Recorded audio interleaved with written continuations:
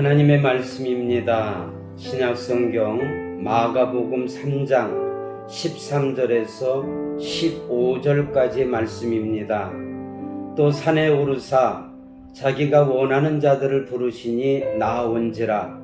이에 12를 세우셨으니 이는 자기와 함께 있게 하시고 또 보내사 전도도 하며 귀신을 내쫓는 권능도 가지게 하려 하심이러라. 자기와 함께 있게 하시고라는 제목으로 함께 말씀을 나누겠습니다. 하나님은 시대마다 사람들을 불러서 일하셨습니다. 주님이 사람들을 부르실 때는 이중적인 목적이 있었습니다. 주님은 세상을 변화시키기 위해 사람들을 세우셨고 사용하셨습니다. 사람을 통해서 세상을 변화시키기로 작정한 것입니다. 12명의 제자들을 부르시고 그들을 세우셨습니다. 이 땅에 오셔서 제자들을 부르셨던 주님은 지금도 계속해서 제자들을 부르고 계십니다. 이 시대에 우리는 주님의 부르심을 받은 사람들입니다. 왜 주님은 제자들을 부르십니까? 첫 번째 이유는 그들이 필요하기 때문입니다. 다시 말해서 하나님 나라의 확장을 위하여 사람들을 사용하기 원하시는 것입니다. 13절은 이렇게 말합니다. 또 산에 오르사 자기가 원하는 자들을 부르시니 나아온지라. 예수님이 원하시는 자들을 부르셨다고 기록되어 있습니다. 재미있는 것은 주님이 원하는 자들의 자격이 기록되어 있지 않다는 점입니다. 이력서를 확보를 요구하지 않으셨습니다. 그냥 원하셨던 자들만 부르셨다고 기록되어 있습니다. 여기서 우리는 주님이 제자들을 선택하신 것은 그분의 주권적인 선택이었다는 것을 알 수 있습니다. 그럼에도 불구하고 분명한 사실은 주님이 제자들을 선택하실 때 사용하신 기준이 세상 사람들이 사람을 선택할 때 사용하는 기준과 너무나도 달랐습니다. 어떻게 달랐습니까? 16절 이하에 보면 제자들의 명단이 나와 있습니다. 이 명단을 보면서 느끼는 것이 있습니다. 예수님이 선택하신 제자들에게 하나의 공통점이 있었다면 그것은 그들 모두 별 볼 일 없는 사람들이었다는 것입니다. 세상적으로 내세울 만한 무엇인가를 갖고 있었던 사람들이 아니었습니다. 어부들이나 천대받던 세리들과 같이 지극히 평범한 사람들이었습니다. 평범한 사람들도 주님께 붙들림 받으면 쓰임받는 일꾼이 될 수 있다는 소망을 우리에게도 주십니다. 시몬에게는 베드로란 이름을 더하셨습니다. 베드로란 뜻은 반석입니다. 그러나 반석이라는 별명은 그에게 전혀 어울리지 않습니다. 복음서를 통해 그의 성격을 살펴보면 그는 틀림없이 다혈질의 사람입니다. 아주 성격이 급하고 변덕스럽고 아침 저녁으로 잘 변하니 육중한 반석의 이미지는 베드로에게 전혀 어울리지 않습니다. 그런데도 예수님은 시몬이란 사람을 변화시켜 반석처럼 쓰시겠다고, 초대교회가 세워지는 기초로 사용하시겠다고 하십니다. 다시 말하면 그 별명 속에는 그를 향한 주님의 기대가 들어있었던 것입니다. 불안정한 사람을 세워서 안정된 하나님의 기둥 같은 존재로 쓰시겠다는 주님의 의지가 별명 속에 나타난 것입니다. 계속 읽어보면 야고보와 요한 형제에 대한 이야기가 나옵니다. 17절에 세베대의 아들 야고보와 야고보의 형제 요한이니 이 둘에게는 보아너게 곧 우레의 아들이란 이름을 더하셨으며 베드로와 함께 사역했던 예수님의 핵심적인 제자 두 사람은 야고보와 요한이었습니다. 그들에게 주신 별명은 보아너게입니다. 보아너게란 일반적으로 우레의 아들들이라 번역됩니다. 그들이 주님의 손에 붙들림 받게 되었을 때 하늘의 메시지를 천둥과 같이 증거하는 위대한 사도로 변하게 되는 것을 볼 수 있습니다. 그리고 베드로와 함께 초대교회를 세우는데 초석을 놓은 위대한 사도가 되었음을 봅니다. 이 사람들은 참으로 약점이 많은 사람들이었지만 주님은 그 약점에도 불구하고 그들을 불러 쓰셨습니다. 제자들의 명단 맨 끝에는 유다가 나옵니다. 또 가룟 유다니 이는 예수를 판 자더라. 유다는 약점을 극복하지 못한 불행한 인간의 모습을 보게 됩니다. 유다는 매우 똑똑했고 비판적이며 계산에 밝은 사람이었습니다. 이해에 밝고 돈에 밝은 사람이었으며 욕심이 많은 사람이었습니다. 그는 이런 자신의 약점을 극복하지 못하고 회개 관리를 하다가 시험에 들어서 예수를 판 배신자가 되었습니다. 베드로와 유다를 비교할 때 두 사람이 똑같이 실패하고 시험에 들었지만 둘 사이에는 아주 중요한 차이가 있습니다. 베드로에게는 자신의 약점을 직면하고 그 약점 앞에 눈물을 뿌리는 회개가 있었습니다. 그래서 그의 실패와 약점은 큰 문제가 되지 않았고 그는 다시 일어설 수 있었습니다. 그러나 유다는 약점을 극복하지 못했습니다. 베드로는 일어났고 유다는 배신자의 자리에서 비극적인 생애로 마무리 짓게 됩니다. 약점 없는 사람이 어디 있겠습니까? 누구나 자신이 가진 약점에도 불구하고 주님의 부르심을 받을 수 있고 쓰임 받을 수 있습니다. 만약 내가 십자가 앞에 내 약점을 내려놓고 주님의 다루심을 기꺼이 받겠다는 준비만 되어 있다면 그 약점은 문제되지 않습니다. 12제자를 선택한 사건이 우리에게 주는 가장 중요한 메시지는 바로 이것입니다. 내가 가진 약점과 허물에도 불구하고 준비만 되어 있다면 주님은 나 같은 사람도 쓰실 수 있다는 것입니다.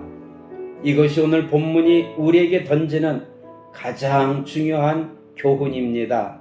주님은 우리의 약점에도 불구하고 우리를 필요로 하십니다.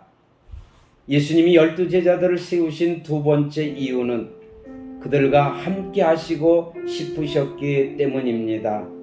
14절에 이에 12를 세우셨으니 이는 자기와 함께 있게 하시고 또 보내사 전도도 하며, 자기와 함께 있게 하시고 라는 부분을 주목해 보십시오. 제자들을 부르시고 세우신 이유는 예수님과 함께 있게 하시려는 것이었습니다. 주님은 우리와 친교하고 싶어 하십니다. 우리와 같이 있고 싶어 하십니다. 이 감동적인 장면을 다시 한번 묵상해 보십시오. 주님이 우리와 같이 있고 싶어 하신답니다. 만왕의 왕, 만주의 주, 역사의 주인, 인류의 위대한 구세주 예수 그리스도께서 우리와 함께 있고 싶어 하신답니다. 감동되지 않으십니까? 주님은 우리를 사랑의 대상으로 부르고 계십니다. 인격적인 교제와 사귐의 대상으로 함께 있기를 원하고 원하셔서 부르고 계십니다. 예수님은 나같이 허물 많고 약점 많은 사람과 친교를 나누고 싶어 하십니다. 그래서 사도 바울은 고린도전서 1장 9절에서 놀라운 고백을 하고 있는데, 너희를 불러 그의 아들 예수 그리스도 우리 주와 더불어 교제하게 하시는 하나님은 미쁘시도다. 미쁘시다는 말은 성실하시다는 뜻입니다. 나같이 불성실한 인간을 불러 교제하고 싶다고 말하는 그 하나님은 얼마나 신실하신 분이요 얼마나 놀라운 분인가 하고 바울은 고백하고 있습니다. 그러나 그 부르심에는 친교의 목적을 넘어선 또 다른 목적이 있습니다. 바로 이중적인 목적입니다. 같이 있고 싶어 한다는 의미는 같이 있는 기회를 통해서 우리를 훈련하고 싶어 하신다는 뜻입니다. 저는 훈련에 특별한 목적이 있다고 생각합니다. 함께 있는 자연스러운 기회를 통해서 우리를 향한 주님의 기대를 전달하고 자신의 삶을 보여주심으로 우리도 주님처럼 살아가기를 기대하셨던 것입니다. 같이 있지 않고 어떻게 그분의 음성을 들을 수 있겠습니까? 같이 있지 않고 어떻게 그분의 가르침을 받을 수 있겠습니까? 같이 있지 않고 어떻게 그분 삶의 모습을 볼 수 있겠습니까? 같이 있지 않고 어떻게 그분을 따라갈 수 있겠습니까? 그런데 문제는 오늘 이 시대를 살고 있는 우리에게 이것을 적용하는 방법입니다. 오늘을 사는 우리들이 주님과 함께 있을 수 있는 방법은 무엇입니까? 저는 두 가지 방법밖에 없다고 생각합니다. 말씀과 기도로 함께 할 수 있습니다. 성경 말씀을 펼칠 때 나에게 말씀하시는 주님의 음성을 듣습니다. 기도할 때 주님 앞에 나아갑니다. 그래서 주님과 함께 있는 겁니다. 우리는 말씀 훈련과 기도 훈련을 통해 주님과 함께 있는 그 기회를 통해서 주님이 나에게 기대하시는 일체의 교훈을 받게 되는 것입니다. 그리고 말씀과 기도의 훈련에는 균형 감각이 필요합니다. 어떤 성도들은 말씀을 좀 읽는데 기도는 전혀 하지 않습니다. 또 어떤 성도들은 무릎 꿇고 기도는 많이 하는데 성경은 꼭 덮고 지냅니다. 무릎 꿇어 기도해야 되지만 동시에 말씀도 읽고 묵상해야 됩니다. 어떻게 이 시대에 우리가 주님의 제자다운 제자가 될 수 있을까요? 주님이 우리를 제자로 부르시고 세우신 세 번째 이유는 주께서 우리를 보내사 전도하고자 하셨기 때문입니다. 14절에 이에 12를 세우셨으니 이는 자기와 함께 있게 하시고 또 보내사 전도도 하며 함께 있는 기회를 통해서 우리는 주님과 더불어 친교합니다. 주님과의 친교는 매우 중요합니다. 또 함께 있는 동안 훈련을 받습니다. 훈련 역시 중요합니다. 그러나 그것이 궁극적인 목적은 아닙니다. 주님과 함께 있으면서 주님과 대화하고 배우는 친교와 훈련의 시간은 넘어서서 우리에게 기대하시는 궁극적인 일은 우리를 보내사 전도하게 하시려는 것입니다. 우리가 순종하게 되면 주님은 전도할 수 있는 능력도 주십니다. 그것이 15절의 말씀입니다. 귀신을 내쫓는 권능도 가지게 하려 하심이로라. 전도하고자 하는 자에게는 전도할 수 있는 능력도 환경도 권능도 주십니다. 하나님이 제자들을 세우신 궁극적인 목적은 전도하게 하기 위한 것이었습니다. 이 세상을 변화시키는 주님의 유일한 방법이 있다면 그것은 전도입니다. 마태복음 28장에서 제자들에게 던진 주님의 지상명령은 너희는 가서 모든 민족으로 내 제자를 삼으라는 것입니다. 주님은 우리를 통해서 일하고자 하십니다. 고통받는 이웃들의 상처와 아픔을 느끼며 그들에게 찾아가는 주님의 손이 내 손이 될 수 있을까요? 내 손이 그들의 아픔을 짊어지고 기도하는 중보기도의 손이 될 수 있을까요? 그들에게 전해줄 메시지를 위해서 말씀을 붙드는 손이 될 수 있을까요? 복음을 들고 찾아가는 손이 될 수 있을까요? 그때 비로소 주님은 우리를 통해서 일하시기 시작하실 것입니다. 우리의 손이 그리스도의 손일 때 주님의 영광이 나타날 것입니다. 세상은 변하기 시작할 것입니다. 바로 이 목적을 위해서 주님은 12 제자들을 불러 세우셨습니다. 동일한 목적으로 주님은 우리를 불러 세우십니다. 이 부르심 앞에 응답할 준비가 되어 있습니까? 기도드리겠습니다. 약점 많고 부족한 우리들을 불러주셔서 주님과 함께 있게 하시고 우리들에게 이중적인 목적을 주셔서 그 사명을 감당하라고 하신 주님, 이 사명을 신실하게 감당하는 우리 모두가 되도록 은총을 베풀어 주옵소서. 예수님 이름으로 기도드립니다. 아멘.